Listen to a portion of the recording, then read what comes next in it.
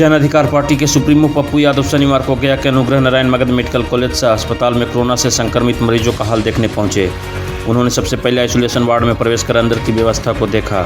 वहीं Covid ward से बाहर निकलने के बाद पप्पू यादव सरकार के बदहाल व्यवस्था पर जमकर बरसे। शमशान में ऐसे पॉलिटिशियन का जगह होना चाहिए जिन लोगों ने रावण और कंस और यजीद बन के पूरे भारत को ऑक्सीजन के लिए तड़पा दिया, पूरे भारत के लिए को बेड के लिए तड़पा दिया, पूरे भारत के को दवाई के लिए तड़पा दिया, इंजेक्शन के लिए तड़पा दिया, वेंटिलेटर के लिए तड़पा दिया, पूरे भारत को मरने पर मजबूर कर दिया। उन्होंने कहा कि बिहार में सैकड़ों लोगों की मौत दवा और ऑक्सीजन की कमी से हो रही है।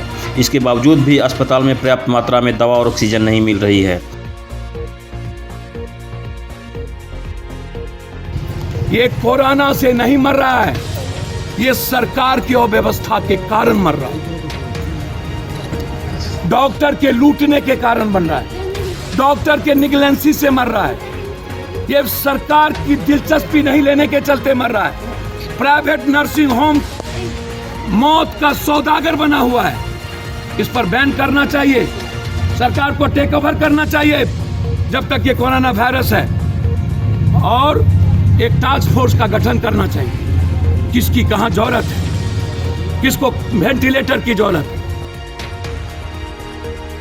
उन्होंने कहा कि सरकार से अगर दवा और ऑक्सीजन सभी जगह नहीं पहुंच रही है तो इसका जिम्मा हमें दे दे। हम पूरे बिहार में दवा और जीवन उपयोगी कोरोना से संबंधित इंजेक्शन पीड़ित लोगों तक पहुंचाएंगे। और दवाई पप्पू यादव देने को तैयार है।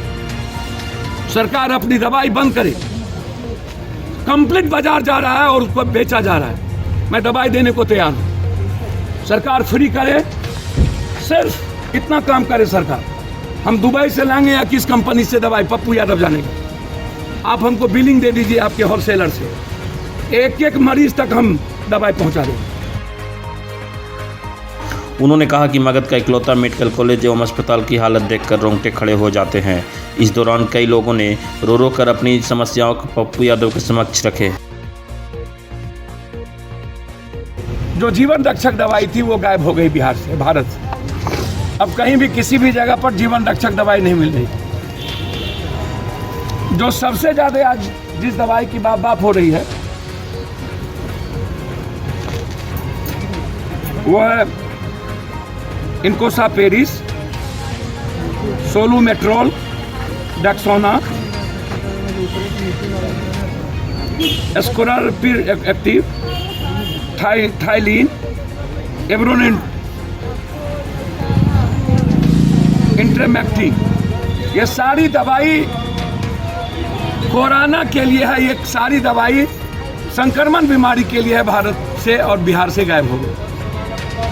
और जो सबसे ज्यादा डॉक्टर को नहीं लिखना है दवाई और जिसकी मार्केटिंग किया है वर्तमान सरकार ने, भारत सरकार के पूरी की पूरी सिस्टम कहती है कौन दवाई, रेमडेसिविर, और इसका 50,000 70,000 आपके गया में मिनिमम हम 50% होंगे। कल एक वीडियो मैंने भेजा है गया की एक लेडीज की, शाम में वो मेरे पास आई थी जिसका खेत उठ गया के सदर अस्पताल ने बेच दिया, और उसके हस्बैंड को बचाने के लिए 3 महीना का एक बेटी और 3 साल का एक बच्चा छोड़ करके वो गया, उसके साथ कोई नहीं था।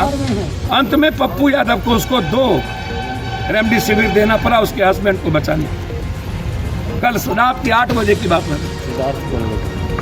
तो ये जो रेमडेसिविर है, जो अब black marketing, oxygen black marketing, ventilator नहीं मिलता है, जो सिलेंडर है उस सिलेंडर का जो मुंह पे लगाने वाला वो 12,000 13,000 14,000 हो गया। सिलेंडर की कीमत 50,000 60,000 हो गया। ये नापने वाला, ऑक्सीजन नापने वाला आउट ऑफ मार्केट हो गया, ऑक्सीमीटर। भैया सरकार से हम जानना चाहेंगे और बिहार जानना चाहती है कि ऑक्सीजन के बगैर कितने लोग मरे हैं, और मुजफ्फरपुर मेडिकल कॉलेज से कितने लोग ठीक होके गए।